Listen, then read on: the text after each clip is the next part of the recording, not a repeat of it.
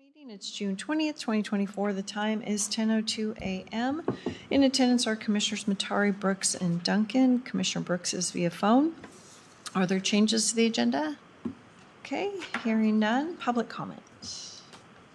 Hearing none. We'll go ahead to our first item, which is the reclassification. It's the results of specialty court position. And Lexi, are you going to lead us in that? So today we're asking for approval for the reclassification of the trial court admin assistant. After reviewing and going through the Korn Ferry evaluation, this position would be going from a grade 6 to a grade 7 with your guys' approval today. Okay. Comments? Any reason why we should not approve this? Not from our perspective. No, it came out at a good grade 7. Okay.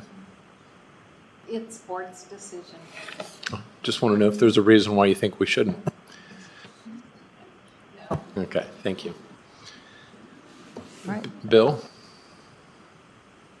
My only question is, if it's so obvious, why hasn't this been done before? Hi, it's Carlene Behringer. I can answer that question. When that position was created, it was created as a lateral move from a position in the district court clerk's office. And as time has progressed, the job has gotten a lot bigger. The responsibilities have increased. Supervision has increased. It's just changed with the times. And that's why we decided to, have her move up a grade or two, because she's not doing, that position is not what it was before. The position now is more of a position that is in line with a grade 7 or grade 8.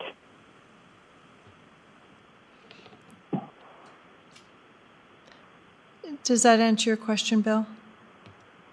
Not completely. I just see a lot of these positions starting out small, and then no matter what, they tend to get bigger and bigger and bigger, and more money being expended.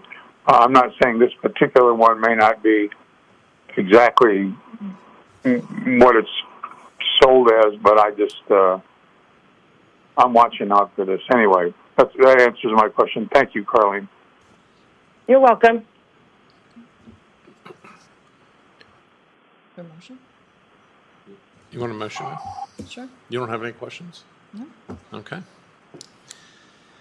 I move that we approve the reclassification results of specialty court position with HR. I second the motion.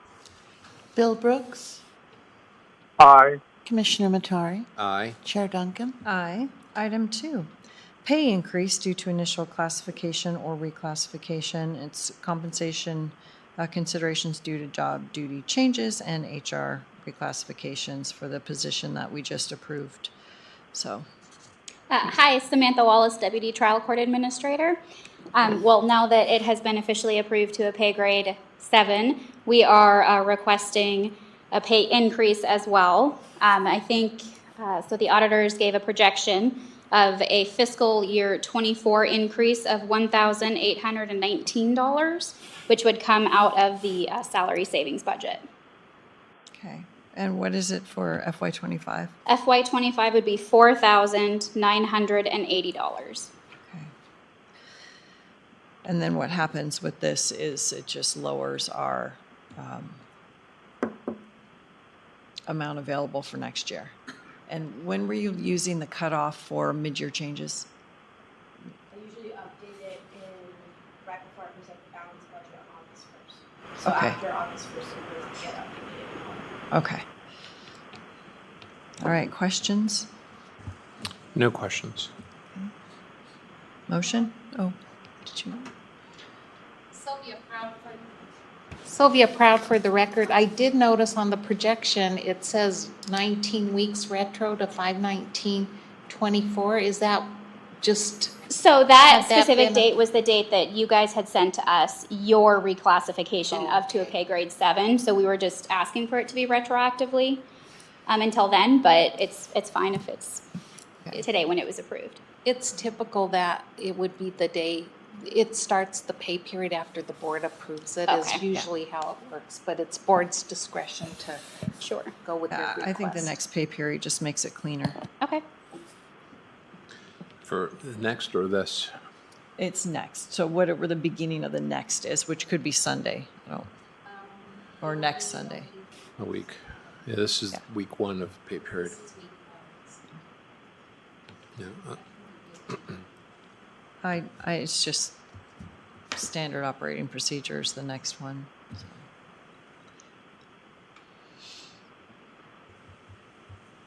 It would be pay period 15, it would become effective. Okay. Bill, any questions?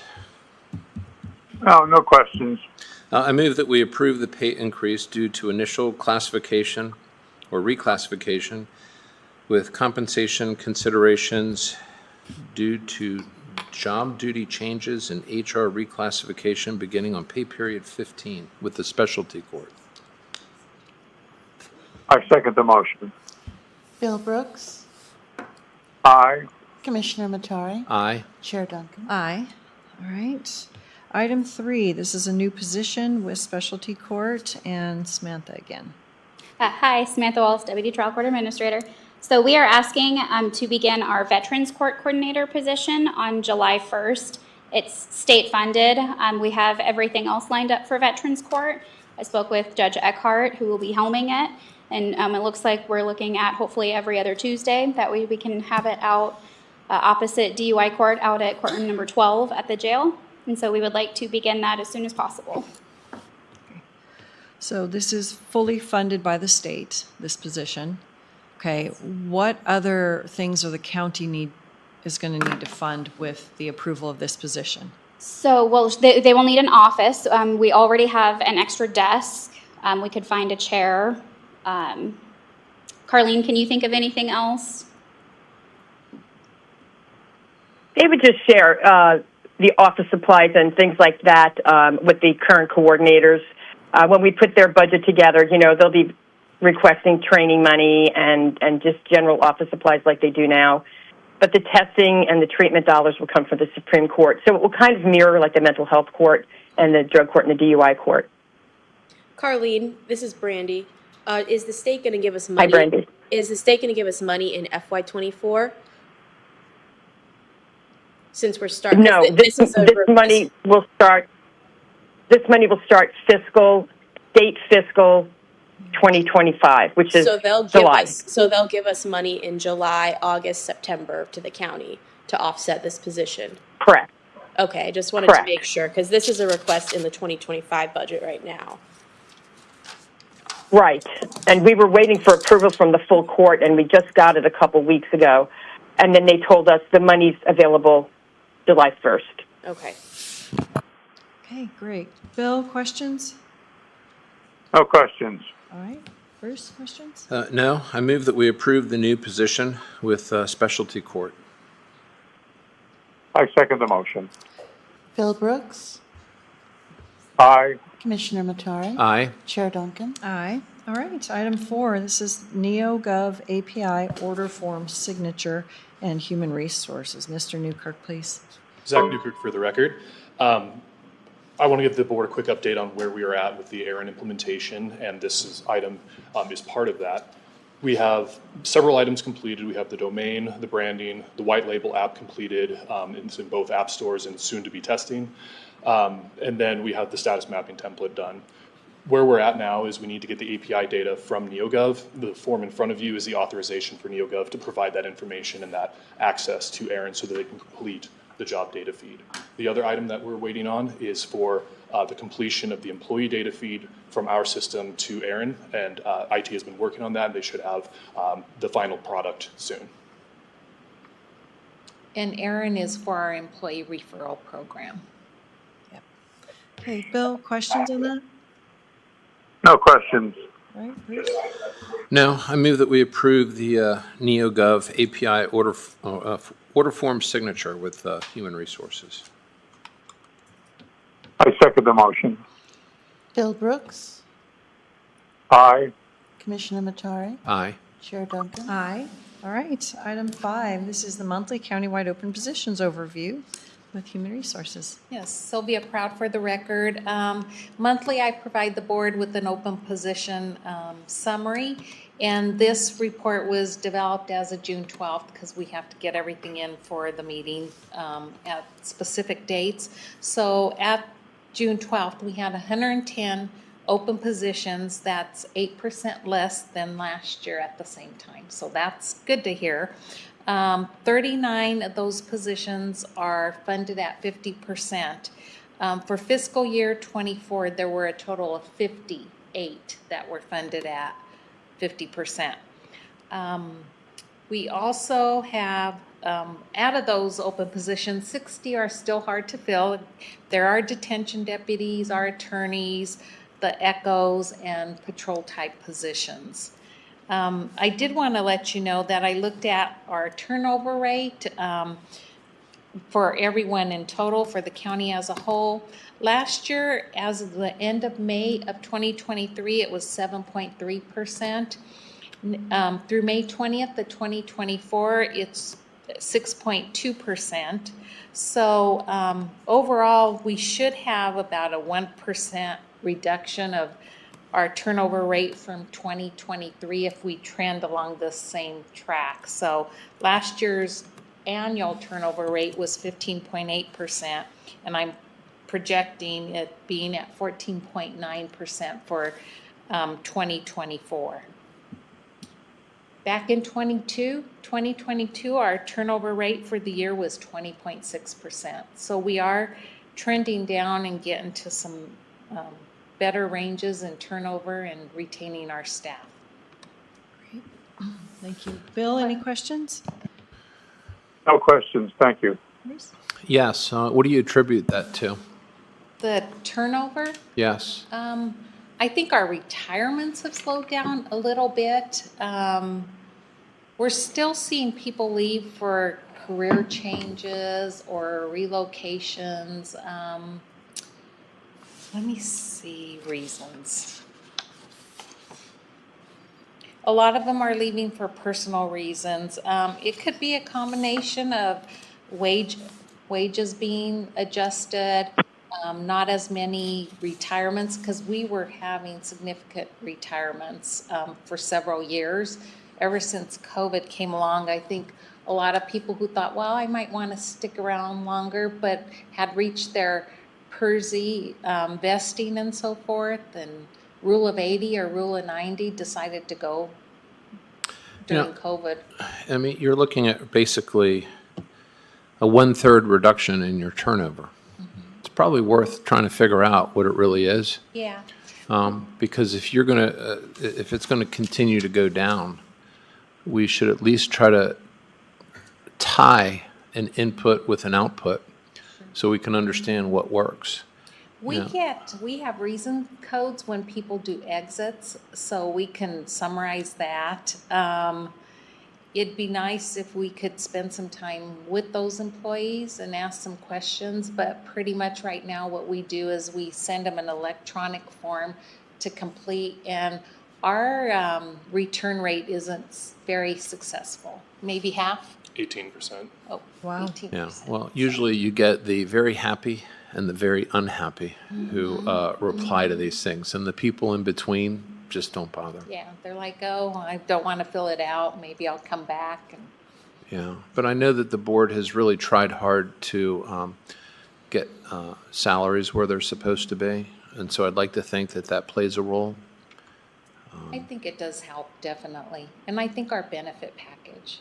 And I'm hoping with adding our PMR clinic that that's going to be an incentive as well to stay. That's big. We should try to figure, what those numbers are, I think, because, we make a big investment with a lot of people, and when we lose them, it's very expensive. And one of the reasons on our exits is taking a pay increase elsewhere, so we can see if those numbers have decreased for part of their reasons for leaving. So we can bring that to you. From the 18% that reply. Yeah. Yeah, it's hard. It's very hard to tell. So, but thank you. All right. With nothing further, we can go on to item 6, which is a promotion request. It's in our public defender office with Ms. Taylor leaving July 15th. This would put her chief deputy up into that interim position until September 30th, when October 1, they would be then under the authority of the state public defender. So I think it's $2,800. My computer's not connected, so. You're approximately correct, that. it's 2,800 Yeah, and 2. yeah. So I think Jay Logsdon is very suited for this position, and he's willing to take it on. And then there will be a contract brought forward for consideration just for the administrative duties, and it'll be at an administrative rate, not at a lawyer rate. Look, I don't have any questions. We need to have someone in there. So unless Bill has some questions, we can proceed. No questions. Okay. I move that we approve the promotion request for public defender. I second the motion. Bill Brooks, Aye. Commissioner Matari, Aye. Chair Duncan. Aye. All right. Item 7 is an executive session. We talked about last HR meeting about getting some expectations and for that for our employees, our department heads. And so I would entertain a motion to go into executive session. And then, Bill, I will call you back. I move that we enter Okay. I move that we enter into executive session 74-2061B. I second the motion. Bill Brooks, Aye. Commissioner Matari, Aye. Chair Duncan. Aye. I think just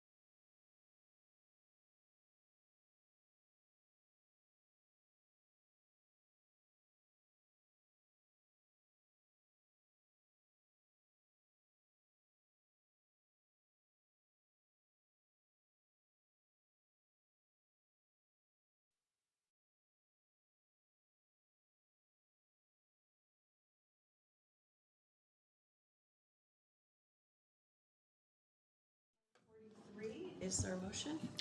I move that we exit executive session 1B with staff to proceed as discussed. Second. Bill Brooks. He just left at 10:43, Oh, right when we okay. got on. Bill out, 10:43. Commissioner Matari, Aye. Chair Duncan. Aye. Public comment. Okay, 10:43, meeting adjourned.